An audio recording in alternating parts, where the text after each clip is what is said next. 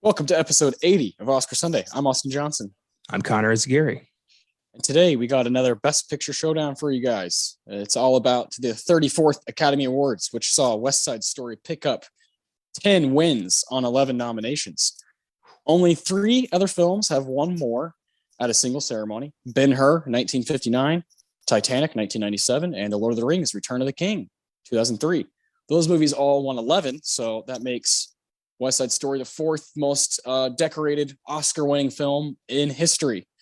Pretty crazy. That's a pretty crazy group of movies. I don't, obviously my favorite is Lord of the Rings. I think that's what yours would be as well. I'm not a huge Titanic guy. Ben-Hur, I haven't seen in a long time. And West Side Story, let's go ahead and just kind of open up with some thoughts about the 1961 film. Right off the bat, an absolute feat when it comes to technical filmmaking, when it comes to musical categories, when it comes to choreography and the score, and some of the songs are incredible. The late Mr. Sondheim worked a lot on West Side Story, and it's Leonard Bernstein worked on it. I mean, it's got some all-star type people working on that front. But I have my qualms with it. I think it's about 45 minutes too long. I know that it's just this story that's very redundant and has been done a million times through books and movies and TV shows and all kinds of mediums. It's basically Romeo and Juliet in New York with these two gangs, the Jets and the Sharks. And the most glaring problem that West Side Story 1961 has is its appalling representation of Puerto Rican people using straight up white actors like Natalie Wood and giving them honestly poorly done foundation to make them look darker, to make them look Puerto Rican. And it's at this 60 years later, I don't know how people can give this movie, a 5 out of 5 stars or 10 out of 10 type. I don't really get that when you have that going against it. I think in a lot of other scenarios, movies get shit on or get canceled or get just obliterated in modern society when they do things like that are straight up disrespectful to an entire culture. And that I have a major issue with, I think a lot of people do, but there's also these people who hold on to this movie like it's one of their own children. So I don't really get it, but there are great things about it. There are scenes that are like, holy shit, this looks fucking gorgeous. The cinematography is wonderful. Some of the performances are pretty good. Some of them not so much. I just don't, this late in the game, 60 years later, I don't get the praise that it gets, that critical acclaim. I'm not quite sure I agree with that. I'm right there with you. I've seen, this is my second time with West Side Story. And yeah, me too. This is my second time watching it all the way through. I've seen bits and pieces all over the place because it's thrown into montages like nobody's business. But this is my second time just sitting down and watching it. A lot of people consider this to be one of, if not the greatest American musical. Like, this is a masterpiece to so many. And I don't really understand why, apart from the brown face and the unbearable length of this thing. How do you take it seriously? I mean, the gang's just, trying to be feared, but they're dancing and prancing around like fucking peacocks. I can't get behind that. I can't take these guys seriously as a threat. And I've never bought into the romance angle either, because I've never really gotten behind Romeo and Juliet. I've never understood why that story is considered like the definitive love story of the ages. It's a relationship that happened for 3 days, got a whole bunch of people killed, and it's about lust. It's got nothing to do with love. It's about lust. And you apply that to any time, any situation, and it's still going to be just a story about young lust that isn't worth digging into that much. And I don't know how the new one's gonna measure up. I've heard it's better, which is kind of incredible. If anybody could improve on a classic like this, it's Spielberg. But overall, considering the competition that year, the reverence for this film is beyond me. I don't understand. Yeah, and I agree with you. Spielberg is probably the guy to try to improve something that's seen as a total American classic. And I remember seeing that initial teaser, and I was like, "What is Spielberg doing?" He obviously knows what he's doing. He's arguably the most important American filmmaker to ever live, and it changed the game many times throughout his career, and is still pushing the envelope. I love him. I respect him so much, and I love his admiration for filmmaking and what it is. I just don't know why we keep doing this, though. Why we keep rehashing stuff. And with West Side Story, there are things like the cultural stuff that you can improve, and I think that's what they really nailed from watching the trailer and seeing the different representation with the cast. It's people with actual Latin names and people that are actually have parents from different places. I know the main actress, her dad's from Colombia, and like that's cool. They're getting different types of people to play these roles, which is how it should have been all along. Now, it's a play from 1957, 1961, that there obviously Hollywood is completely different at that time, but there's just no excuse really for like, oh, now you have to fix that stuff. I'm not going to see it. It's out now. It's out in theaters. People can go check it out. I believe tomorrow we'll be talking a little bit about it on Sneak Preview, you and Caleb. I don't have much interest. I'll wait till it comes out on a streamer and maybe I'll watch it then. Cause I know it's 2.5 hours and I don't have that time. Well, let's be clear. I'll be talking about it on Sneak Preview. There's not a snowball's chance in hell Caleb will ever watch this movie, which is understandable. I'm pretty much watching it because I have to. Of the 4 films that are coming out this weekend, this is the one with the best reviews, and the one I can find. So there it is. I wanted to be Red Rocket, but that is not coming out widely for a few weeks. Yeah. So there it is. Yeah, Red Rocket looks fucking fascinating to me. That's Sean Baker, one of my favorite up and coming filmmakers at Tangerine and the Florida Project. I adore that guy, and I think that movie looks awesome. So I'm with you on that. I definitely will try to see that when it does come out here in Texas. Yeah, man, it's West Side Story is obviously the movie we're going to be talking about most, but with these showdowns, we're going to be ranking the 34th Academy Award Best Picture category. We're going to be ranking all 5 of them. That includes the winner, West Side Story, Fanny, the Guns of Navarone, The Hustler, and Judgment at Nuremberg. So it's a very interesting group, decent group, but not great. We've seen better, but we've also seen worse. That is true. We have seen worse. But I think it's interesting the combination of films here that deal with, especially Judgment at Nuremberg, which deals directly with the horrors and consequences of racism.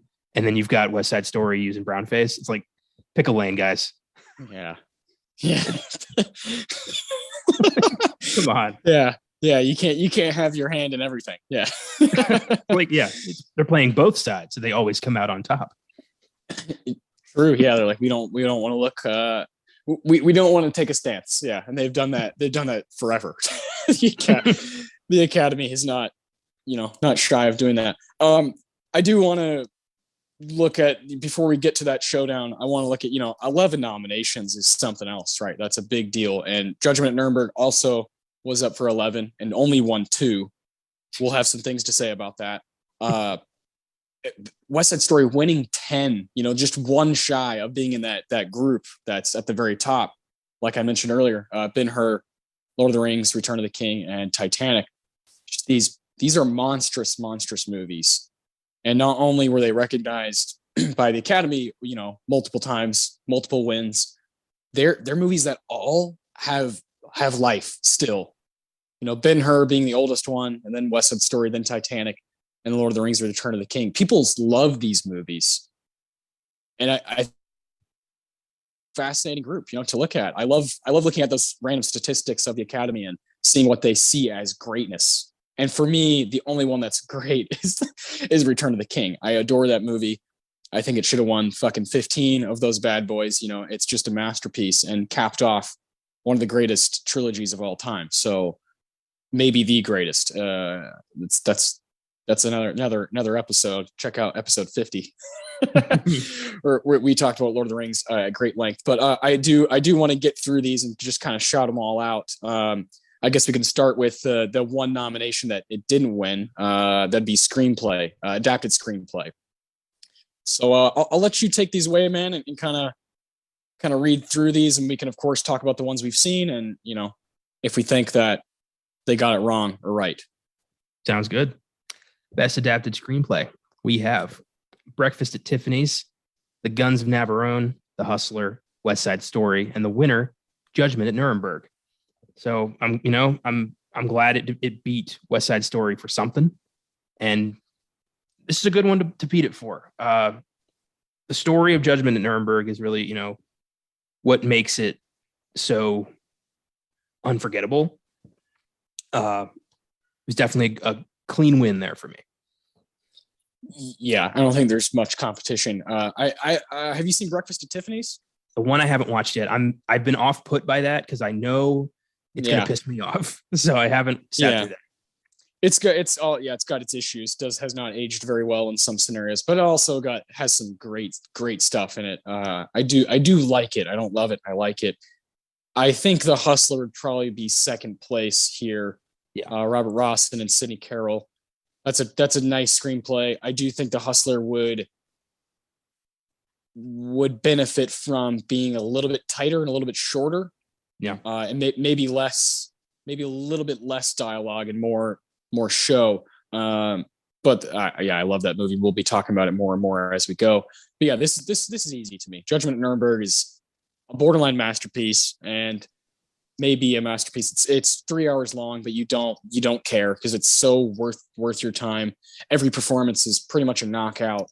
Rewatching that was like an honor. That movie's very, very good. So yeah, we'll definitely be talking about that one as well. It's got 11 nominations, which is cool, right? It's cool that they shouted it out that many times, but yeah, just 2 wins. 2 big categories though that it got wins in. Yeah, it did. I guess we're not going to be talking about best actor, considering there was no West Side Story didn't have any contenders there. But Maximilian Schell deserved that award. So like his performance brings tears to my eyes. I mean, just having to be the German defending Germany like after World War II, to have that weight on your shoulders. God, I can't imagine. Yeah, I'm with you on that. Spencer Tracy is fantastic too as the judge. As Judge Dan Haywood, he is Spencer Tracy's a fucking treat to watch, and so is Max. So is Burt Lancaster. Good fucking lord. Montgomery Clift, Judy Garland, like everybody's just fucking bringing the heat in that movie. And if you haven't seen Judgment at Nuremberg, I would even advise you to just stop listening and go watch that movie. It is to me. There's a couple from this year, and I think there's some movies outside of the ceremony here. That is a absolute, for cinephiles, a absolute must see. Yeah, well said. Now the 10 that West Side Story did win. Yes. Best scoring of a musical picture, which was an old award. It evolved into best original score after there stopped being like 5 or 6 musicals a year. Thank you, Hello Dolly. Oof. We have Babes in Toyland, Flower Drum Song, Kovenshina, Russian something, Paris Blues, and the winner, West Side Story. I mean, yeah, best musical score. Come on, of course. Of course, West Side Story is going to take this one. Yeah. I can't believe I haven't seen Paris Blues. That kind of blows my mind. It's got Paul Newman, Sidney Poitier, Louis Armstrong. Like I got to see this movie. Duke Ellington providing the score. I got to see this. This is right Damn. up my alley. Yeah, I really don't know what I've been doing with my life that I haven't seen this. Set in Paris. Yeah, starring Sidney Poitier plays a saxophonist in the movie. I got to see this. Yeah, that sounds like everything you love poured into one film. Yeah, yeah. I need to check it out. I've seen it on. I think it's been on Criterion or HBO Max or something, and I just haven't got around to it. Shame on me. There's a lot of films out there. Yeah, no kidding. It's hard to prioritize. It is. And I wanted to shout out, speaking of like music and movies, one of the better, I can't speak at length about guys like this, but Greg Tate, he passed away recently, a couple days ago, I believe. Well, we're recording this on Saturday. Yeah, a couple days ago. And he was a voice in pop culture and music and movies and whatnot, and just has this uncanny ability to capture exactly how we feel, how the audience feels about listening to music, and specifically, in movies and things like that. And he has right now, I'm going to check it out soon. He has right now a little tidbit on Criterion within this Curtis Mayfield scored movies collection that's on Criterion, and there's a Greg Tate little commentary. I'm dying to get to that, because I hate to be one of those people, but when someone passes away, it causes you to really look at their life and look at their work.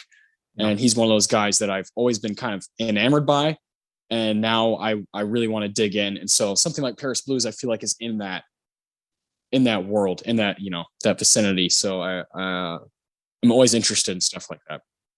Yeah, absolutely, man. Definitely a good shout there. Best film editing, we have Fanny, The Guns of Navarone, Judgment at Nuremberg, The Parent Trap, and the winner, West Side Story. The Parent Trap. What an odd duck here. The original one, not the Lindsay Lohan movie. Weird. I guess because of the split screen, probably. Pretty novel idea back then. Yeah. Whoa. Yeah, that's great. But this has to either go to West Side Story or Judgment. There's stuff in Nuremberg, some subtle stuff, especially towards the beginning of the film, that's for its time just crazy and totally ahead of the game. And I really was impressed by, I had seen it, we did a big Judy Garland episode on Filmgazm long time ago now. And so rewatching it, I didn't forget how powerful it was, but I forgot how precise and how good of a film it is overall, and how it moves seamlessly and for 3 hours. That's not easy to do. So I would say, sure, West Side Story, it's got some great stuff going on, but I also think Judgment has a place there. I think for pace alone, Judgment at Nuremberg takes this. West Side Story, apart from the songs, is a slog. Whereas I wasn't bored once in Judgment at Nuremberg. Yeah, I feel that a lot. Yeah, it's always fun when a movie that's 2.5 or 3 hours feels better than a movie that's, hour and 30 or 2 hours, and for West Side Story, 2.5 hours, it's not even close. No, it is not. Best sound. Here we go. It's never going to not bother me. It's never going to not. Yeah. I just chuckle. Yeah. The Children's Hour, Flower Drum Song, The Guns of Navarone, The Parent Trap again, and the winner, West Side Story. Okay. Best sound. If we're talking sound editing, sound mixing, creating a perfect sound, I understand the impulse to want to give this to the musical. Music is sound. I understand that. However, to me, this goes to The Guns of Navarone. Yeah, same here. This is a heads up for both of us. I'm not familiar with Flower Drum Song or Children's Hour, and Parent Trap. I think I'm good. So if it's a heads up between Navarone and West Side Story, I think I was, watching all these movies, saw Fanny for the first time, Navarone for the first time, and the other three was rewatching to some extent. And Fanny, yikes. But I was blown away by Navarone. I had no idea what I was getting into. I had no idea the cast was just fucking lights out. Yeah. And I didn't know that there was going to be specifically that scene when you have Gregory Peck, and Anthony Quinn and Anthony Quayle. They're climbing up those rocks. There's some crazy shit going on in that scene that could have like fucking made the movie just falter, but instead it's like, no, like it's really holding up. If you make a scene like that now, it's just not nearly as difficult, but 60 years ago, it's a feat. That scene is a feat. And there's multiple moments like that in the movie where you're just kind of like, wait a minute, this is 1961 we're talking about. Most of these films are filmed probably in 1960, and it just seamless. And that's crazy. Navarone is a damn good film. It's on Netflix right now. Yes. I'm going to save, I have a lot of thoughts on the Guns of Navarone. I'm going to save that when we get to the showdown. Yes. Best costume design color. We have Babes in Toyland, Backstreet, Flower Drum Song, Pocket Full of Miracles, and the winner, West Side Story. I haven't seen any of these films, so I can't judge who deserved this one. On costume design, yeah. And I'm not. This is one of my favorite parts of West Side Story is when we see, fucking Riff, and he's, him and his boys, the Jets, are all in their kind of street clothes, and he tells them, you got to look sharp at that dance tonight. And, it cuts to that scene at the gym where they're at the dance and the Sharks are there. Everything looks fucking spectacular, and those are the moments where you're like, okay, I get this. And I love that it captures that time and place. It captures kind of, there's a little bit of a beatnik stuff going on, kind of that Bob Dylan like type dressing, and those guys from that era, 50s, 60s, 70s, that I do really like, I really dig. And I do think the new film Spielberg's is going to take that to the next level, right? And that is one thing I do respect a lot from West Side Story, is how cool everybody looks and how well everything kind of flows together as far as that production stuff, costume, all those technical awards. I get it. Well, musicals are always, scooping up the technical awards for the pageantry of it. Yeah. And that's just, that makes sense. So yeah, good job on taking costume design there. Yeah. Riff goes from looking like Jack Kerouac to like Elvis Presley within minutes. So very cool. Very cool.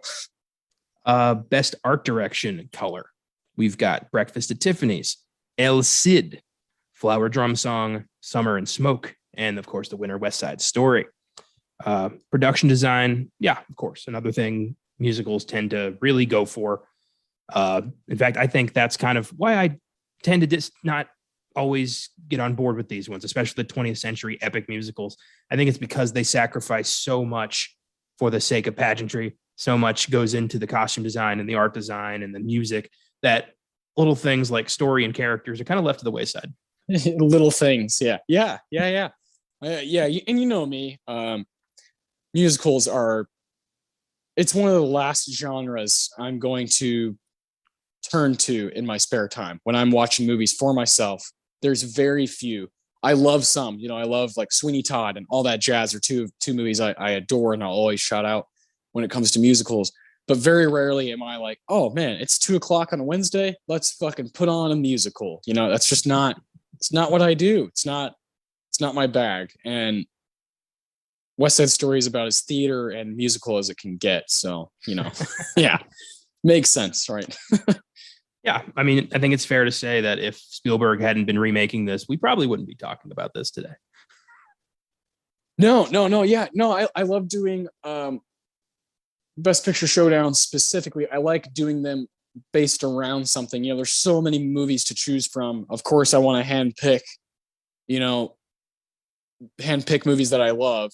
And I have done that here and there. We've done Moonlight, we've done Kramer vs. Kramer, we've done The Apartment, movies I fucking own and I love. And yeah. I will always stand by. But you do have to with what we're doing, we want to knock out every single Best Picture winner. Occasionally you're going to get the Hamlets. you're going to get the Hamlet 1948. You're going to get the West Side Story 1961. You're going to get the Driving Miss Daisy 1989. You're going to get the Crash 2005. Like, it's going to happen. It's going to happen. Yeah, them's the breaks. Yeah. The Oscars are run by people, and people are flawed. Yeah, very, very much so. Best cinematography, color. God, this show must have been like 5-6 hours long when they had every category separated by color and black and white. Yeah, rubbish. Yeah. We have Fanny by Jack Cardiff, Flower Drum Song by Russell Meddy, A Majority of One by Harry Stradling, One-Eyed Jacks by Charles Lang, and the winner, West Side Story by Daniel L. Fapp. Again, haven't seen these movies apart from Fanny, which I don't think should take anything home. And then West Side Story cinematography. Sure. Okay. One-Eyed Jacks. One-Eyed Jacks. I've owned that movie for quite some time. Very good movie. That would get my vote from a bias standpoint. But West Side Story, and I'll be speaking about this with my awards for sure. There are some shots that I get kind of oozy about. I'm like, oh my God, that looks fucking unreal. And its use of New York is just stellar at times. So I understand this one. But Fanny, good night. Why? Jesus Christ. I wish that there was like a petition to have certain films removed from Oscar consideration in the past. I would be filling that shit out for Fanny, but we'll get to that. Yeah. Fanny, Sundowners. There's definitely a few we've covered on this show that we're just like, what? Well, and I just brought up Hamlet from 1948. That loses to Treasure of the Sierra Madre and Snake Pit and Red Shoes. What are we doing? These movies are fantastic. Let's just take this one out, just get it the fuck out of here. Yep. It's good to kind of, talk about this shit like it's not, God's gift to film and just another movie. I think that's like one of my favorite things to do on this podcast is to treat every movie like it's just another movie, because they are. Indeed. Yeah. Not every film deserves reverence, and it's time to talk about them. Yeah, I agree. Best director. This is a very interesting group here. We've got Federico Fellini for La Dolce Vita, J. Lee Thompson for the Guns of Navarone, Robert Rossen for The Hustler, Stanley Kramer for Judgment at Nuremberg, and the winner, the first time two people have won this award, Robert Weiss and Jerome Robbins for West Side Story. They beat Fellini. Interesting.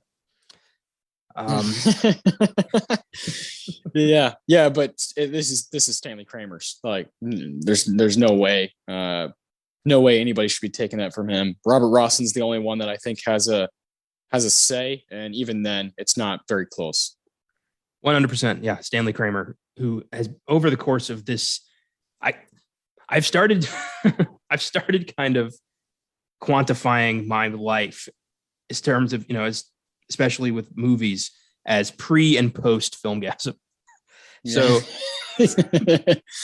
one of my favorite things about my post Filmgazm movie experience has been finding Stanley Kramer, who has done some incredible movies that I will never forget. And Judgment at Nuremberg is his masterpiece. And I will never understand how West Side Story has kind of pushed this movie out of the limelight forever. So I want to reclaim that as often as I can. Yeah, I feel that. I think I'm the exact same way when it comes to the pre-post doing these shows. And there's been things that I've discovered that I should have known, right? You feel like, oh, how did I not know this? And then there are things like, okay, I get it. This is old Hollywood. This is pre-Hays, this is Hays Code era and whatnot. And these are things that I'm young. So I at some point I have to learn them. And yeah. Stanley Kramer's also somewhere at the top of my list. And then Burt Lancaster, who's in Nuremberg, has become one of my favorite actors of all time through doing this show specifically. I think we're in agreement on probably the best actor win we've ever seen is Mr. Burt Lancaster and Elmer Gantry just a year before West Side Story wins. Just a fucking clinic he's putting on. And I really think it's him and Daniel Day-Lewis for There Will Be Blood that are just like, everyone else can fuck off. Which is funny because it's the same fucking character. Exactly. Daniel Plainview doesn't have that soul, but Elmer Gantry still has it. It's Daniel Day-Lewis and Paul Dano combined doing a bit of Daniel Day-Lewis is like fuck religion, and Paul Dano's like religion is everything, and Elmer Gantry's like fuck it all up. Capitalism, Christianity, let's just do it all. Yeah. Oh, beautiful. But yeah, Stanley Kramer for Judgment should have taken this, and I can't speak for La Dolce Vita because Fellini, I'll probably never go back unless I'm forced to. I will make you do it again at some point. I know. One day it's gonna happen. I'm gonna get that text. Yeah. Like fuck. Yeah, but you liked the Strata. Come on. I did, but I didn't care for the other ones. Yeah, I understand. I do like him a lot. I haven't seen that one. I like him a lot. I've seen 4 or 5 of his films, and I've enjoyed them all. My favorite, I don't know. I really like Lestrada. I really like Amarcord. I love 8.5. He's just one of those names that just pops out for like, oh, I went to film school, and I always was like, fuck that. But his movies are actually pretty good. Because I'm not someone who's ever gone to any sort of class for movies, nor will I probably ever. And I've had to figure this stuff out on my own. And I eventually learned that there's a reason he gets talked about. He is first off, he's an egotistical maniac, like most big time, art house filmmakers. And I do like his stuff. I like his style. So, and I love what he does with actors. Well, that's cool. I wish I had that because I can't break through. I can't. And I am trying. Believe me, I have tried. There's some filmmakers I just can't back. Yeah, I totally get that. I'm with that. Best supporting actress. We have Faye Bainter for The Children's Hour, Judy Garland for Judgment at Nuremberg, Lotte Lenya for The Roman Spring of Mrs. Stone, Una Merkel for Summer and Smoke, and the winner, Rita Moreno for West Side Story. A actual Puerto Rican, which is a nice, refreshing change of pace for the 60s. Yeah, and she's great. She's fucking great in West Side Story. I really, really like her. Judy Garland, talk about heat check, just coming in, showing up, fading away, coming back even stronger. That's my favorite thing about Nuremberg is it's like watching a hockey team that's just hitting on all cylinders, and they're doing line changes, and everybody who comes in is like on their game. When Montgomery Clift comes in, it's like, oh my God. And it's just enough, you want more, but you don't need more, because that bit is plenty to know exactly what's going on with his character and what's going on in that courtroom. And Judy Garland's the exact same way. She is fucking dynamite in that movie. Yeah, absolutely. And this was at a time when, her career was considered to be washed up. She was considered to be just kind of like in her twilight years. And she brought it home one last time. And that's pretty admirable. Yeah, I'm so glad you decided to put that on our watch list for that Judy Garland episode, because I don't know when I would have seen this movie. It holds a very impressive 4.1 overall rating on Letterboxd. People who have seen it respect the hell out of it for a reason, and she's a big part of it. Oh yeah, big time. I can't wait to talk about that at length. Yeah. So my vote goes to Judy Garland. Me too. I'm with you. I haven't seen the 3 others, but heads up, I love what Rita Moreno's doing. She brings a light to that movie, to West Side Story, that's very, very necessary. And she also brings the thunder towards the end. And I love her performance. But yeah, Judy. This is Judy's. Nice. Yes. Best supporting actor. This is going to be tough. Yeah, I don't like this one goddamn bit. We've got Montgomery Clift for Judgment at Nuremberg, Peter Falk for Pocket Full of Miracles, Jackie Gleason for The Hustler, George C. Scott for The Hustler, and the winner, George Chakiris for West Side Story. Jackie Gleason, what a absolute piece of shit in real life, but god damn does he fucking sell it as Minnesota Fats. yeah. I love Minnesota Fats, but this time, I love The Hustler. It's the movie I've seen the most from this group from the year 1961. I just adore it. Owned it for a long time. I got it for like $1 at Half Price Books one time, just because I saw the cover. I was like, holy shit. Yeah. I mean, fucking Pool, Paul Newman in the 60s. Yeah. It's like the most gorgeous man on earth at the time. And this time watching it, I think I even texted you. I was like, dude, George C. Scott is that, when you make a drink and then you fucking mix it with something and it's just like, oh shit, that hits just right. George C. Scott is that mixer. He is, when he takes a bigger role later in the movie, he fucking owns the movie from there on out for me. He's amazing and brings this. He always, there's no one like him. There never will be anybody like him. No one has balls big enough to be like George C. Scott. He's a lights out performer who can do all kinds of genres. As we've seen, of course we did our Patton episode, right? 5 Easy Pieces. And we talked a lot about Patton from 1970. And you're like, oh my God, that guy's just a fucking superstar. But then he can do the supporting thing, come in and out just as well. And Burt Gordon, this slimeball, like bookie / gambling expert, this guy who's clearly, there's underlying themes of him being some kind of womanizer, and there's some dark stuff later in the film. Like, I'm just like, oh my God, Burt Gordon has so many layers that you can unpack. Yet there's only so much material to really look at, and he's fascinating. I love George C. Scott. No one has the gravitas like him. I really don't think we'll ever see anybody like him again. Hollywood's too I'll say it. I don't care. It's like too weak at this point to have a George C. Scott. He is in a class of his own when it comes to his style. So I would give it to him. I love Jackie Gleason. Montgomery Clift. It's an incredible performance, but it's not, it doesn't have a lot of meat to it. It's very important, that big scene he's in is very important and very huge. And the way Maximilian is playing off of him is like, holy buckets. It's worth watching the movie for until you see the next performance, right? But C. Scott takes The Hustler to this different place later in the movie, and I have to give it to him for that. Now, Mr. Bernardo in West Side Story, he is the most appalling of all the characters in West Side Story. Not because of how the character's written or whatever, but that makeup, when you first see him, you're like, oh my God.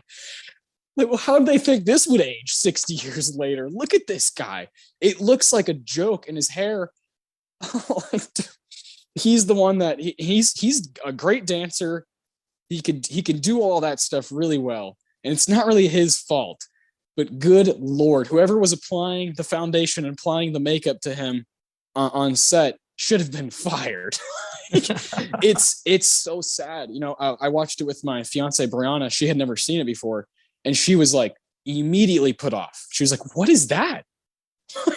What is going on with that guy? It's so obvious. Some of the others in the Sharks, you're like, I don't know. But with him, it's so obvious and so appalling. I cannot give him the win. Yeah, it's ridiculous. And it does hold this film back so much. I think it's cool we're both going The Hustler on this one. Yeah, George C. Scott was a powerhouse who didn't give a fuck. I mean, a guy who would give the same level of commitment to Patton that he would for The Exorcist 3 is amazing. Yeah. And I love him in The Hustler as this kind of just slimy background character. But Jackie Gleason is like the pool hustling Darth Vader.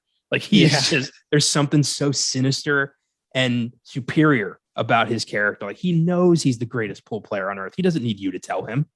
Like it's this arrogance that I just love. And I don't care for Jackie Gleason. He was a bastard, but that performance I fucking adore. Yeah, me too. He's great. That bit in The Hustler at the beginning when they're playing for 25 hours straight, and Minnesota is just fucking playing his ass. He's like, I know exactly what I'm doing.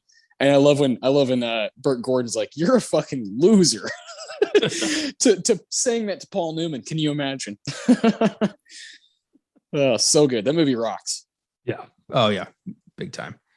And that takes us to Best Picture, where we've got All right. Fanny, The Guns of Navarone, The Hustler, Judgment at Nuremberg, and The Winter West Side Story. And we have ranked these. Yes, we have. Yeah, 5-1. You know the drill. This is what we do. I told Connor before we started recording, there's somewhere deep inside me thinks that we might have the exact same countdown. I don't know for sure, but there's something was telling me when I was writing them down last night as I was finishing the last movie I watched for doing my homework for this episode. I was just like, I think we might be on the exact same page here, which has never happened. That's never happened. Well, maybe it'll happen tonight. Here we go. Let's find out. What's your number 5? My number 5 is Fanny. Fuck that movie. Yep. Yeah, big fat 4 for me. Just a joke. One of the worst movies I've ever seen. Not just Best Picture nominees. This thing is ridiculous. And I found out it was a musical that got turned into a drama film without the music. And I'm like, who thought that was a good idea? I mean, you need the music for this thing to make any goddamn sense. Yeah. Fanny is on Peacock. Yeah. And is 2 hours and 15 minutes, but it took me 3 or 4 sittings just to get through. And I never wanted to get back to it. I was like, oh, I have to do this. I fucking have to do this. And I don't necessarily feel that way about any of the other 4 films. This one's bad. It is. I would have to really look at it, go back and look at all of our showdowns, but it might be the worst Best Picture nominee I've ever seen. I would sit through the Sundowners, Sons and Lovers, Chariots of Fire, and Hamlet again if it meant I never had to watch Fanny. Yeah, I'm probably. Oh, it's 4 movies. Christ. All right, I'll go further. I will watch Faces, A Woman Under the Influence, Amarcord, and 8.5 again. Well, yeah, feed me that shit. I love those 4 movies. I know exactly what you mean. Fanny is the kind of movie that makes you wonder, why am I doing this for 2.5 hours? Or, why am I doing this? Yeah. And the reason is because we've done episodes before. I'll bring up 5 Easy Pieces again. We skipped a movie that year, or that episode, and we both read it big time. You're like, fuck, I just don't feel complete. I don't feel right doing this episode. And we made a pact. We're never going to do that again. Anytime we're talking about a Best Picture winner or something in that category, we're going to try to watch them all. Yeah. And from then on out, we've done exactly that. And that means you got to watch the Fannies of the world. And these are these I've said this before. These are the movies that, or this is the kind of movie where you scratch your head and you're like, why would I even pay attention to the Oscars if this is the kind of movie that's in there? And then you're like, oh, okay. And then you watch the others and you're like, okay, I can forgive you guys. Well, it's just like, I mean, the story of this movie is a girl is in love with this dude who wants to be a sailor, tells him on the eve that he's supposed to leave. And he's like, well, I guess I'll just sleep with you instead. And then leaves her pregnant. And she decides to marry a rich guy who loves her anyway. He's like, I can't have kids. You're going to have my baby. And then somehow the initial guy's dad gets involved and is like, that is my baby too. Like, none of that made any sense. No. Like, and you don't feel connected to anybody. There's these weird little moments, like the guy's like putting a rock in a hat and waiting for people to kick it. Like, it's so bad, and it just keeps going. And I couldn't believe it. Like, it took me 2 weeks to watch this movie. I'm so glad we didn't have to rent this one, or I would have had to rent it like 3-4 times. Yeah. And the biggest surprise I had, the biggest letdown was, Charles Boyer. We did an episode on a Gaslight, and I was like, fucking hell, this guy is something I've heard about, a guy I've heard about. and now I've unleashed it on my own mind, and now I'm like, take a couple steps back. whoa. This movie sucks. Yeah. Yeah, easily number 5. Yeah, it's like a 3 or 4 out of 10 type movie. Just not good. Yep, straight up. I think on my review I gave it a 4, and it took me forever to review it because I was like, how do I even talk about this movie? Yeah. Like, I don't even remember what it was about, and it just ended. Yeah. And that's how I should feel about shitty Christmas movies, not fucking a Best Picture nominee. Come on. Yeah, what a shame. Especially when I mean, like, you know, I can't speak for Breakfast at Tiffany's, but it definitely has longevity, and maybe that should have been there, or anything else. Yeah, literally anything. I'll watch The Mark. I'll watch the Mark with Stuart Whitman. Like anything, give me anything else. There's got to be something better than this. I had to, after watching Fanny, I'm doing a personal rewatch of Paul Thomas Anderson's movies because his new one, Licorice Pizza, is out, in New York and Los Angeles, and will be out. I think it's Christmas Day in more theaters, not a lot, but more nationwide. And so anytime I get the chance to kind of go back through PTA's work, he's my favorite director of all time. I've been doing that. I immediately was like, I need to watch Boogie Nights because I need fun. I need to just wash this from my entire brain. And Boogie Nights is fucking like almost 3 hours long. And I kid you not, I went through that with ease after watching Fanny because it's like, it's just night and day. Yeah, I'm telling you, man, I think a film's pace is everything. It can, a 3-hour film can feel like 20 minutes, or an hour and a half can feel like an eternity. It really, you need to get that right, or your movie's going to be fucked. Yeah. And in this case, Fanny's fucked. What's your number 4? My number 4 is West Side Story. Same here. Yeah, we've laid out a lot of our problems with this movie already. I'm sure we'll go deeper into it once we get to our awards, which was hard for me. Yeah. But yeah, this film is just, it hasn't aged well. Its use of brownface is appalling. The songs are pretty much the only catchy thing about it. And the dancing gangs just make me laugh. I don't see them threatening in the slightest. No, especially 10 years later, you get, The Godfather. And you're like, Well, also, like, I know that like a lot of people point out like, oh, it's exaggerated. It's a musical. It's supposed to be goofy. Yeah, but Sweeney Todd is exaggerated as well. And I am still fucking terrified of this guy. Like, that movie still keeps its, heart. It still accomplishes its goal. Whereas West Side Story just kind of expects you to be on board almost. It's like, here's a masterpiece. Enjoy it at your peril. Yeah. We'll definitely be talking about that more as we get into the awards. Just that part of it, how it's like very much directed towards like theater people and theater kids, definitely at the time, and theater kids now, 60 years later, who are like, oh, I want to do that. But then you got people who are just straight up movie fans who are like, I've seen gangster films and this is not it. Well, I've seen musicals I enjoy. I've seen gangster films I enjoy. I've seen love stories I enjoy. And this film is kind of just a poor example of all three of those, in my opinion. Yeah. What's your rating of this movie overall? 6. Yeah, I give it a 7. I do. Again, when we get to our awards, I'll talk a little bit more about what I really enjoy about it.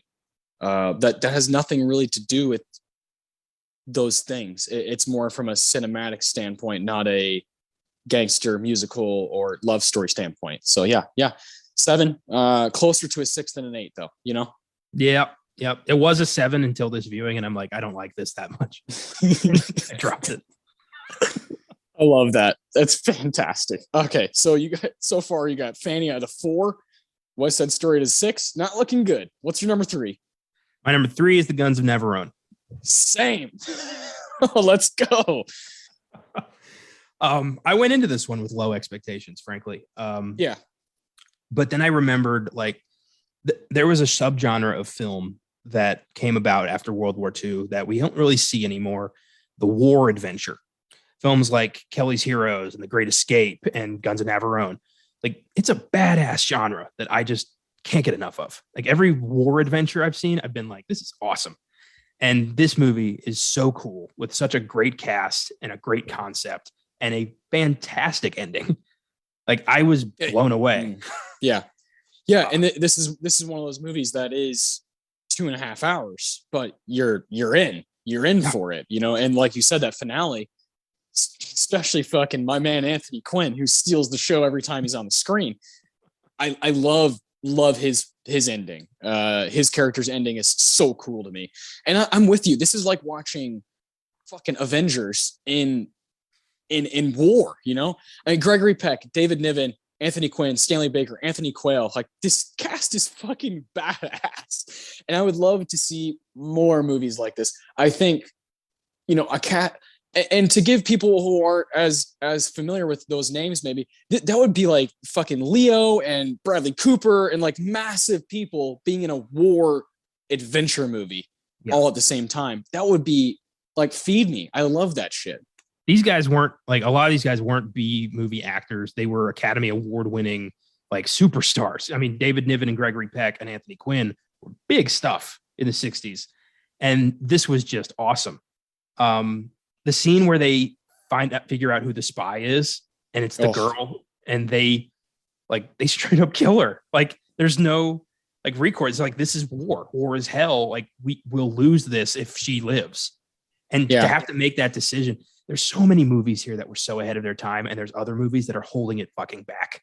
And it's such a damn shame to see this. But yeah, I was very impressed with this. I liked it a lot. I would definitely watch this again. Yeah, me too. I have no problem watching this again. I'm with you. That's my favorite scene of the movie is when David Niven is looking at Gregory Peck and he's like, "Fuck you. You step up and do it, you bastard. You're supposed to be our leader." And Gregory Peck's like, I thought I was in Roman Holiday. Yeah. And, you know, and it's just so cool seeing these people all in the same film. Love, really, really enjoyed it. It's a solid 8 for me. I really liked this one. Yep. 8 for me as well. Definitely a fun one. And it is streaming on Netflix right now if you want to check this out for yourself. Yeah, definitely do that. Yeah, we don't want to give away too much because maybe one day we'll do our own episode on it. We'll rewatch it.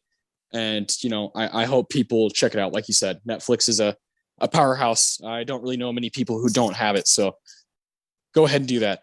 Here we go. Number 2 and number 1. This is where we'll really find out if we have the same shit here. What's your number 2? My number 2 is The Hustler. Fucking same. All right. Well done. I love it. Oh, this movie is cool. Like, there's no other word to describe this movie. It's fucking cool. Smooth. It's smooth. It's like a perfect, just, you know, 2 fingers of whiskey straight, goes down smooth, snapping your fingers to some jazz. Like, this is the movie of like 1960s Paul Newman. Like, it's what you envision when you think of him. Mm-hmm. And the character of Eddie Felson is just so fucking upbeat, so easy to like. It's despite the fact that he's a kind of a fuck up and extremely arrogant, but all he wants to do is be the best. He wants to be the greatest pool player in the world. And how do you become the greatest pool player in the world? You beat the greatest pool player in the world. And that's all he wants to do. And it's so stylized. The music is awesome. And just, how do you not love this movie? It's so enjoyable and really badass. And I'm glad that thanks to our Scorsese episode a while back, I finally watched The Color of Money and got to see the next stage of Eddie Felson's life. And that was cool, but didn't hold a candle to The Hustler. No, I don't think it. I love The Color of Money, but yeah, The Hustler is in a class of its own. It's essential 60s American filmmaking. You have to see this movie. There's just not a lot of things you can even argue with about it. You know, it's just awesome, and cool is the best way to describe it. I do love how Paul Newman, you know, there's few guys throughout history that are able to look or dress like poor, right? And be poor and be down in the gutter, and you're still like, I don't care. Like that. I'm betting on that guy. Like that guy just doesn't believe anybody can compete with him. And that to start your movie with him walking in to challenge Minnesota Fats, and they play for 25 hours in a pool hall where you're not supposed to gamble. They're just like, fuck you, this is what we're doing, you know. And I love the language that this movie creates. I did a lot of research about The Hustler. We will at some point do a straight up episode on The Hustler, straight pool. I love that. I love when he goes and plays Finley, played by fucking Murray Hamilton. Yeah. The great mayor in Jaws. He's drinking away, he's having fun, and he's like, oh no, I don't play pool, I play billiards. And it's a completely different game with just 4 pockets and, you know, 1 in each corner, and you play with 3 balls, and that's where you have George C. Scott's best stuff, you know. And George C. Scott's like, man, you're a fucking loser, you always were, you know, we owe this guy all this money, and he knows what he's doing. He knows he has to get Eddie angry to come back, and he wins fucking 12 grand off this guy. It's so awesome. I love gambling movies. I love movies about like gaming. I love movies about like character studies about guys like Fast Eddie. It just has everything that I want. But with that being said, Judgment at Nuremberg has to be the best movie from this bunch. It is. The Hustler, you should check it out. Anybody who hasn't seen it, like, you're missing out on a lot of fun. Judgment at Nuremberg is a fucking class. Like, sit down, take your goddamn notes, and pay attention. I understand if someone's like, oh, well, I like The Hustler better. Yeah, because you're not going to fucking cry during it, and you're not going to realize how shitty humanity is while watching it. When you watch Judgment at Nuremberg, you're taken on a ride, and specifically the scene where we see actual shots from these concentration camps.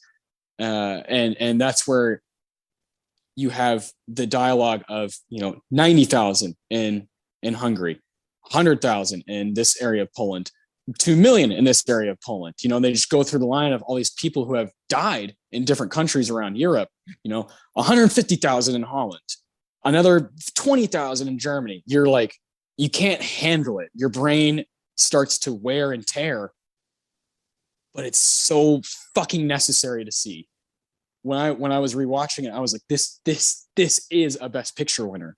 When I think Best Picture, you know, and everything that goes along with that conversation of, well, what's best and what does that really mean? How do you award art?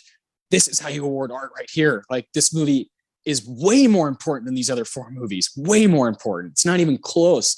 Again, I love The Hustler, but yeah, I mean, it's not going to change you. Guns of Navarone, they're using fictional cities in it. West Side Story, yeah.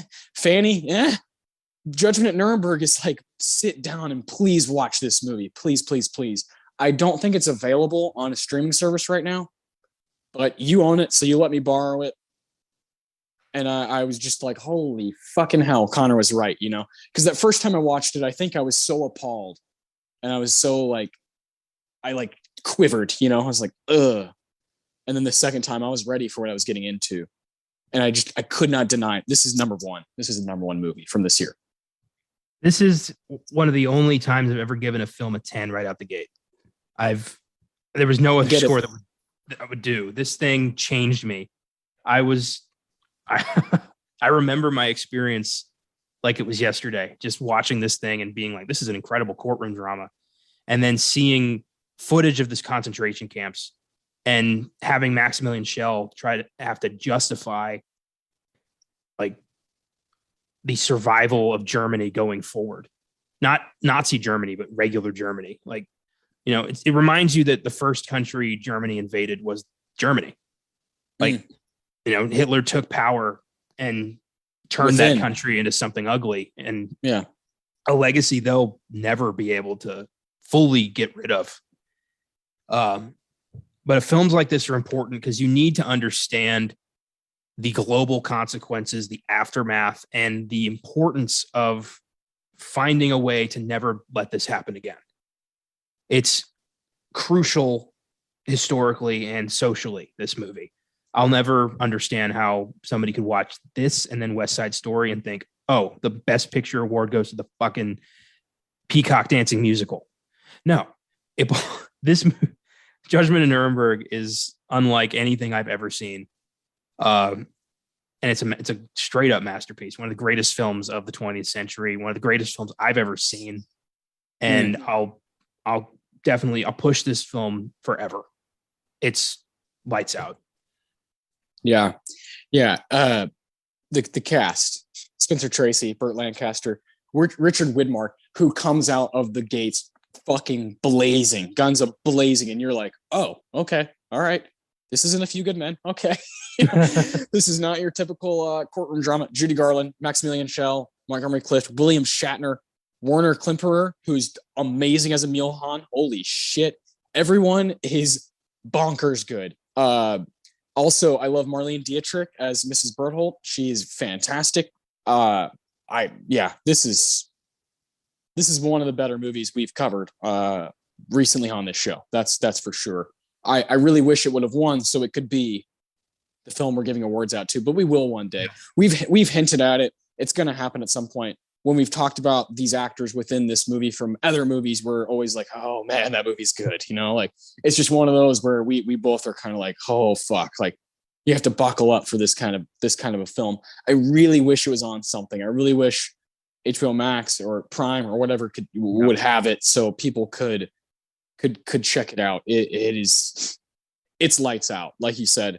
I have both Hustler and Judgment at Nuremberg at a 9. Both could easily be 10 on a different day, right? But Nuremberg, I'm with you. I do think it is a masterpiece, and I will be watching it again in the future. It's just not something that's ever going to escape me. Yeah, it's one of those films that just stays with you. Yep. Although I think going forward, I think we should do The Hustler first, because I think that would be a little bit more fun for us. Judgment is going to be sad as fuck to go through again. It'll be a while before we do any of these, but I'm with you. The Hustler is just like fucking fuck yeah. American movies are awesome, right? And Judgment at Nuremberg is like, okay, buckle up. You have to really buckle up and settle in. This is not for a light stomach. It's not one of those movies where you're like, oh, I'm just gonna watch it whenever. You really have to sit down. First off, you have to set aside 3 hours because you're watching this thing straight through. There's no way you're gonna be like, oh, I'm gonna go get some food now. That's not happening with Nuremberg. So anybody I've talked to, they're like, oh, have you seen this? Have you seen that? No, I'm watching a bunch of 1961 movies for this podcast I'm doing. And they're like, oh, like what movies? And Judgment at Nuremberg's always the one that they are like, huh, okay. I think maybe I need to check that out. Like, yeah, you do. You fucking do. Oh, yeah. This is why we do it, to find films like this. 100%. 100%. This is why we've done it. This is why we've always done it. And then it's so nice to have a lane to talk about it. I love that this movie has come in some sort of full circle from doing that Judy Garland episode on Filmgazm way back when to now, being able to kind of let it stir in your soul and in your mind, and being able to really talk about it here and call it the best movie, like no question in my mind, the best movie from this group. Oh yeah, definitely. And it bugs me so much that it's West Side Story that has the legacy. That's West Side Story that has 10 wins. It's West Side Story that's getting remade by Steven Spielberg. Not that I want Judgment at Nuremberg to be remade, but the fact that people are still talking about it 60 years later, whereas Judgment at Nuremberg has kind of become like a niche film that only like a certain people have sat through. I don't like that. This film deserves more. That's the name of the game that we play. It's it just shows you, and I don't want to be a total dick here, but I think that I'm about to sound like a pretentious douchebag, but people have a much easier time watching this pretty tame whatever love story that's a musical in New York City versus this gritty, realistic courtroom drama that makes your gears grind like hard. West Side Story, you're like, oh, that was nice, and that was a good time. It's fucking popcorn, it's popcorn, and Nuremberg is like film. it's so much greater than. I hate to sound that way because I make fun of people who talk like that, but this is an example of that, where a movie that really makes you tick and really makes you question things and think about history, and like you mentioned, think about the geopolitical, the traumatic toll that it had on so many human beings, and still has, and still will have for years and years to come. That's so much harder to do than to watch a musical. So much harder. You and I we're in a different boat where we're like, give it all to me. I'll watch everything. Admittedly, I think we're both very desensitized from the amount of horror movies and weird genre movies we've watched, and weird thrillers and suspense movies that we put ourselves through. I think most people are just like, I want to have fun. And so they watch The Hustler or they watch West Side Story. And I can't blame them for that, but I really wish people would push that boundary just a little bit. Yeah, well said. I think that's a good place to end this on that. Let's recap our countdown. Yeah. And go ahead and give your score for each one, because we have the exact same countdown. Yeah.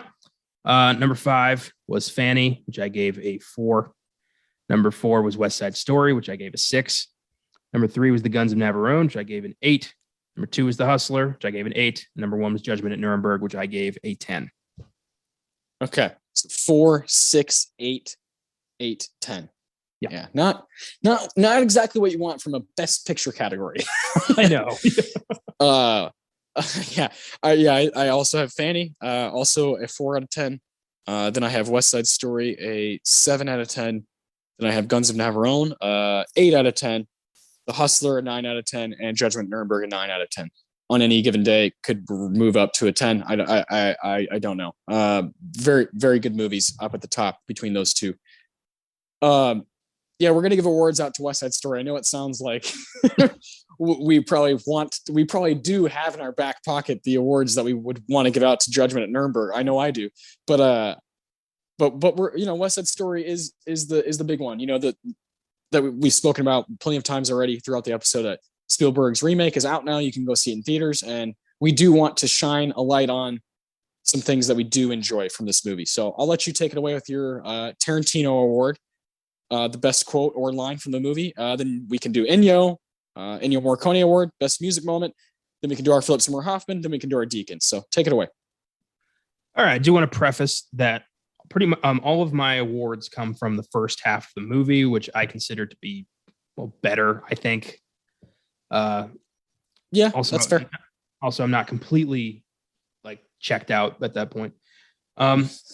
So my Tarantino comes from Lieutenant Schrenk, and it's during the War Council. It's when he shows up to bust everybody, and instead of just arresting people, he's an asshole.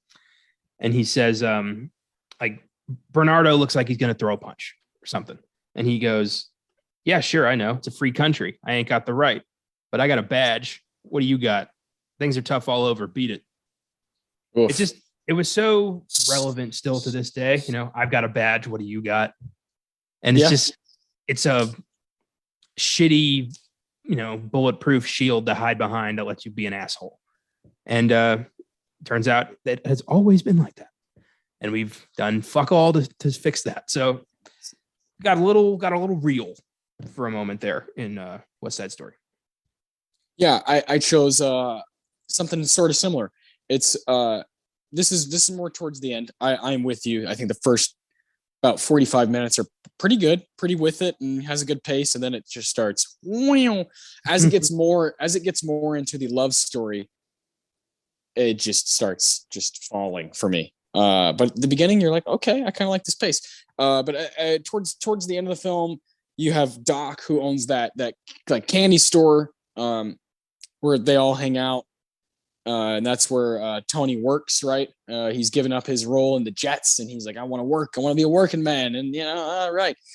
I do like Doc. And Doc at one point says, when do you kids stop this? You make this world so lousy. And then one of the Jets, his name's Action, says, we didn't make it, Doc. And for a second there, just like that scene with the badge scene, just for a second, it's like, oh, let's get serious and let's talk about what this movie is trying to represent and talk about and confront. And then it just goes back the other way.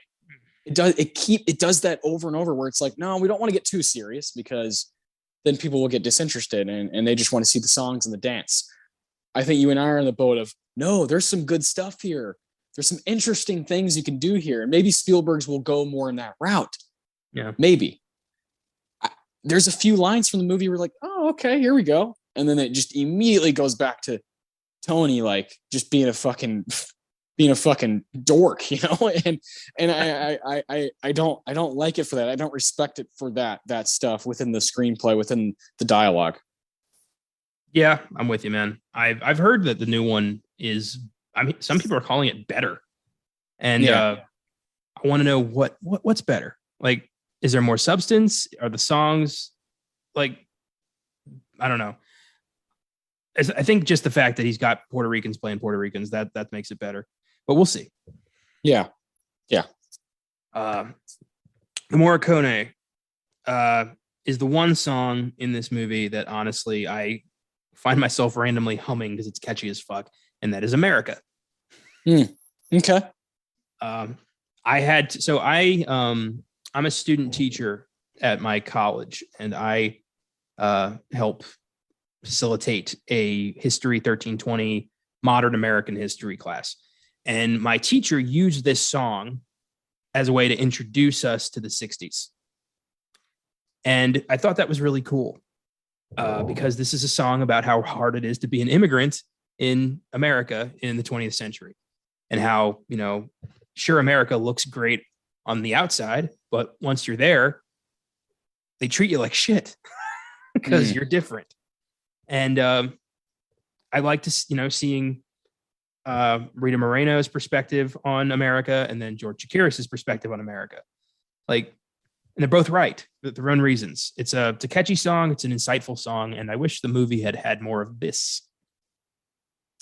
Yeah, I totally understand that. That's a good shout. I think that is one that sticks with you after the film. Like you said, you hum it, you know, it's just got that catchiness to it, but it also has some depth to it. My Inyo pretty much goes hand in hand with my Deacons, so I kind of want to wait to talk about both of them at the same time. So go ahead and give us your PSH. Okay. I felt Rita Moreno won this movie. 100%. I'm with you on that. As Anita, she's the best character, the most interesting, has this weird spark, which is like why you watch movies in general, for those spark performances, and she has it. I love what she has to do throughout the film. I love how she treats Bernardo. I love how she treats, you know, her family, friends, boyfriend. I love all that stuff about her. I think the way she handles things is very cool, and I do love that she's going to be in the new one. Very cool. Yeah, I do want to point out, fun fact, we are recording this on her 90th birthday. So insane. It's pretty cool. But yeah, I think she's one of the few characters in this film who really understands how the world works and is, you know, flaunting it. Like, she doesn't let people step on her. She doesn't she's constantly reminding her boyfriend, like, I'm an American now. Don't talk to me like that. Yeah. Like, yeah. I like that. And there aren't a lot of, you know, take charge female characters at this point in Hollywood. So it's cool to see some. I hear that. That's probably why I was drawn to her. You know, when you're watching 60s movies, it's very, very rare to have someone like Anita within the movie and play such a vital role. So yeah, most of the time you get a Fanny. Yeah. Oh Christ. That's Fanny. I don't think we'll ever, the only time we'll bring up Fanny ever again is just to bash it. That's it. Yeah. We won't ever actually watch it again. We won't ever give it any sort of respect. Sorry. The bar for Best Picture nominees has been set pretty damn low. So going forward, this might actually help me appreciate a lot more movies. That's true. You're like, hey, it's never as bad as Fanny. Yeah. So that's your PSH. That's mine as well. My Inyo and my Deacons, like I said, go hand in hand. The Inyo would be the prologue for Act 1. And that's where you have the da-na-na-na-na, very cool, very good. And that's when you see the Jets for the first time. They're all snapping and they're not talking at all. You know, in that first, 5 minutes, there's not really any dialogue. They're just dancing around, and then they run into the sharks, and then they're chasing each other around. And it's very cool because you can see how this was very much a play, and how they're using these alleyways, they're using this playground to kind of move around each other. And that's also when you have to confront that elephant in the room of, okay, these guys are like looking at each other and putting up their fists, but then they just dance. So it's this make or break type scenario in the movie. And for me, I this time around, I was like, okay, I get it a little bit more. I'm not like a theater kid. I'm not someone who ever did that kind of stuff. I never have really learned how to properly dance. I don't have this tremendous respect for this craft because I don't really get it. That doesn't mean it can't be effective, for any viewer. And my deacons would be that initial, the overture, and you have some pretty good music there, and there's the lines of New York, and then those opening shots of New York City from up above are fucking lights out. That could be a short film, and I would watch it every goddamn day. And you have that weird, eerie, it's also part of the song Prologue Act 1, that eerie like whistle that like, I know what you're talking about. It's so bizarre and so strange and such a cool touch for a movie as big as this. It's something you feel like should be inside of like a David Lynch film, and you're like, what is this? It's very cool stuff. I love that song and those shots of New York, and that initial reaction we have to also, did you realize there's a Twin Peaks reunion between Tony and Riff? They're both characters in Twin Peaks. Really? Yeah. What's his name? Russ Tamblyn plays Riff. He's that weirdo doctor who like lives out in the woods in Twin Peaks. And then what's the fucker's name? Richard. I just had it up. What's that fucker's name that plays Tony? Starts with a B. Richard Bamer. Yeah, he plays the guy who owns the fucking hotel, who's running the hotel. So we have a Twin Peaks reunion inside of West Side Story, even though West Side Story is fucking 30 years before. That's I cracked up at that. I was like, oh my God, it's Riff and Tony are in Twin Peaks. That beginning first 5 minutes of the movie, I really dig. And I think it's kind of weird and different and makes you really confront what you're watching. And I love that part of movies. An introduction to a movie can be so important. And I responded to it when I was rewatching it. I was like, damn, this is really cool. That and I'll let you do your deacon, so I don't want to step on it. But there's another scene I really do like. I love that in this 2.5 hour long movie, your best scene was the first 5 minutes. Yeah. No, it's literally nothing to do with the movie. It's just shots of New York City. I was like, oh my God, this is so cool. The cinematography is so impressive for its time. And I was just blown away by that. My Deacons is another musical number. I didn't expect it to be, but I was surprised at how this kind of touched me. Tonight. Okay. Yeah. When Tony and Maria confess their love for one another that has grown so deeply in these past 45 minutes. Yeah. Just the lyrics and the vibe here, it really captures the feeling of what it feels like to fall in love for the first time. And I did think that was very touching. And there's so much potential here for like what could have been something unique and unforgettable, which it is for so many people, and good for you if you have that. But I don't. Yeah. I hear everything the huge fans are saying. The choreography is fucking lights out. The costume, the production design, the cinematography. And I agree with all that. But then there's other things. You can't just add those things up and that's it. You have to have, like you talked about earlier, the characters, the plot, those things really matter. But that initial I wish the movie would call it what it is. Like you pointed out at the very beginning of this episode, that it's not love at first sight, it's lust at first sight when they see each other at the gym. I love that scene. That scene is fucking lights out when they're all dancing around each other and they're in the circles and they're like, no, I'm not fucking going near the sharks. And the shark's like, I'm not going fucking near the jets. You know, I'm not dancing with those bastards. And there is something cool about that because they're in a dance, you know, that's where you're supposed to dance. But when you're just dancing in the middle of the streets, it's a little different, you know?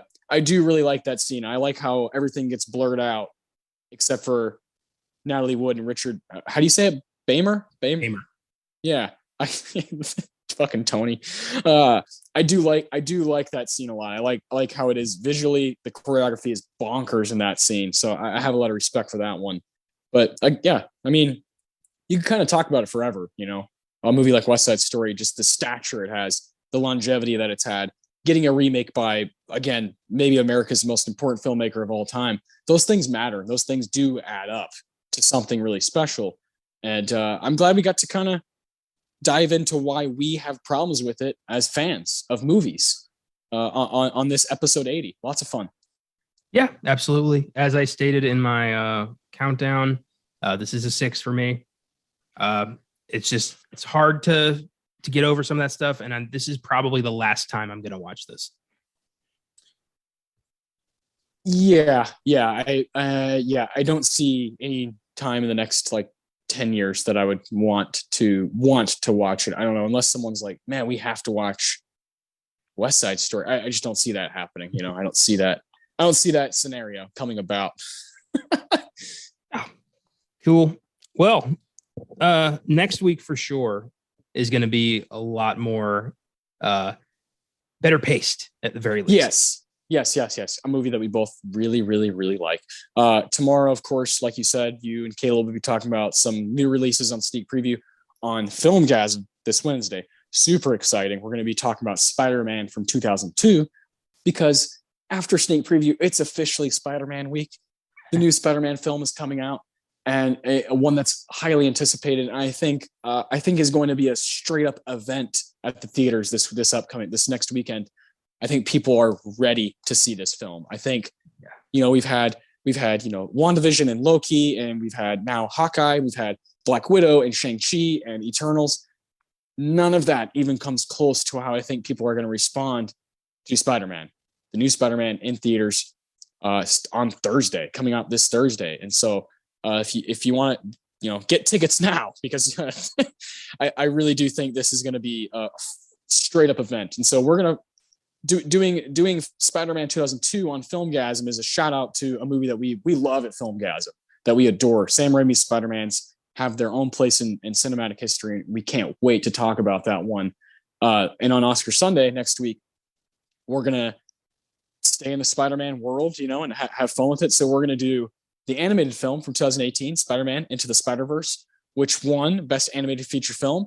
Wasn't nominated for anything else. It's not easy for animated movies to go outside of that animated category. That's kind of why they made it. So I love this movie, and I can't fucking wait to rewatch it. I can't wait to talk about it with you, man. It's going to be so much fun. This is a movie where the awards are going to be uber difficult to choose. It's a movie I've rewatched multiple times. I love the music. I love the vocal performances. I love the way it looks like a comic book is flying out at you. It's going to be so much fun. But I'm looking forward to everything Spider-Man this week, you know, rewatching Spider-Man movies, talking about 2002, Sam Raimi stuff, going back and watching the Andrew Garfield ones, which have been hated on a little too much, I think. I actually think they're okay movies. And, you know, talking about animated Spider-Man. It's going to be great. I can't wait. Spider-Man week. Yeah, this is a long time coming. This movie, one of the most anticipated of all time. I mean, the rumors surrounding this thing are insane. If a fraction of it is true, this is going to be a monster. Yeah, that's such a great point, that movies that get, because now, you know, you have, you know, when something like West Side Story came out in 1961, or even something like fucking Forrest Gump from 1994, it's all about word of mouth and people being like, you have to get to the theater. Now, if you look at Reddit and Twitter and all these things, people are just fucking losing their minds over the teasers and the trailers for Spider-Man, because you're like, wait, is that Willem Dafoe? Wait, is that Alfred Molina? You know, and all these people are going to come back. And it's so cool to be a part of that, to be a part of that time in movie making, right? Where the anticipation is so high because we know somewhat what's coming. And it's just kind of like a buckle up scenario where it's like, here we go. Feed me that shit. I got to see Green Goblin again. Oh man, this is a movie clearly made for the long time Spider-Man fans who've been there from the beginning. And I'm it's going to be unbelievable. I like to think I know what to expect, but I don't think I have a clue. Right. And that's the best part is like, all these things are coming, but there's so much in between. You have no idea. Beautiful. Well, even though the movie wasn't great, this was fun as always. Yeah. Best picture showdowns are the best. Yeah. Yeah. We'll have another one for you in January. Until next week, get your Spider-Man tickets. Of course, if you're just now looking ahead of them, you probably aren't seeing it opening day, but no, go see it.